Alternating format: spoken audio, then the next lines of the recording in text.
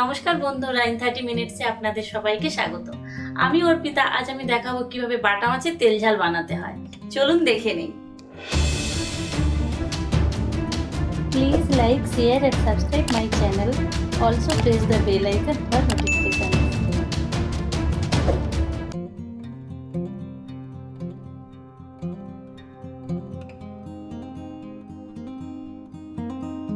বাটা মাছের তেল ঝাল বানানোর জন্য মাছগুলোকে ভালো করে ধুয়ে নিয়েছি। 1 টেবিল স্পুন লবণ, হাফ টেবিল স্পুন হলুদ গুঁড়ো দিয়ে মাছের দু পিঠ ভালো করে মাখিয়ে নিচ্ছি।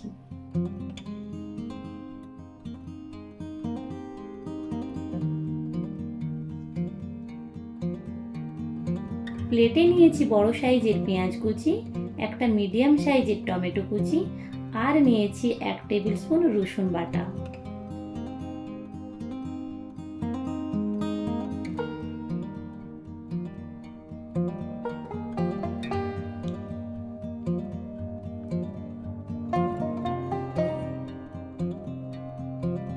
কড়া গরম হয়ে গেছে, গরম তেলে মাছগুলো এক এক করে দিয়ে দিচ্ছি।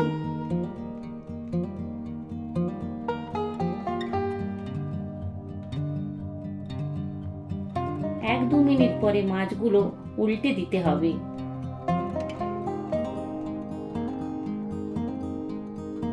যাতে দুই সাইড ভালোভাবে ভাজা হয়।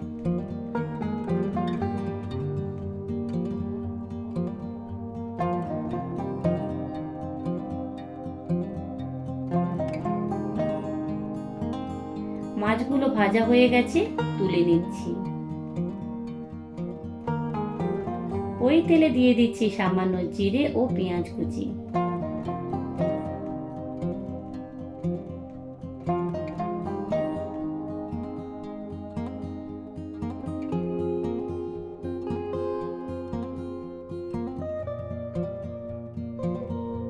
একটু নেড়ে দিয়ে দিচ্ছি রসুন বাটা। 1 মিনিটের মতো নেড়ে দিয়ে দিচ্ছি টমেটো কুচি। দিয়ে দিচ্ছি দুটো কাঁচা লঙ্কা। আরো একটু নেড়ে দিয়ে দিচ্ছি হাফ চামচ হলুদ গুঁড়ো, 1 চামচ লবণ।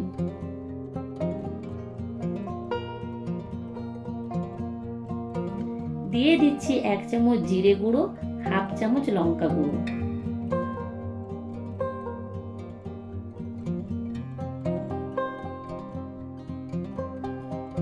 মশলা কষা হয়ে গেছে, দিয়ে দিচ্ছি 1 গ্লাস জল।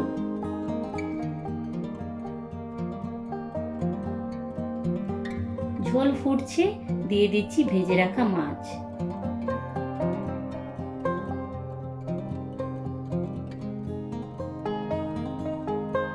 পাঁচ মিনিট ফুটিয়ে নিচ্ছি।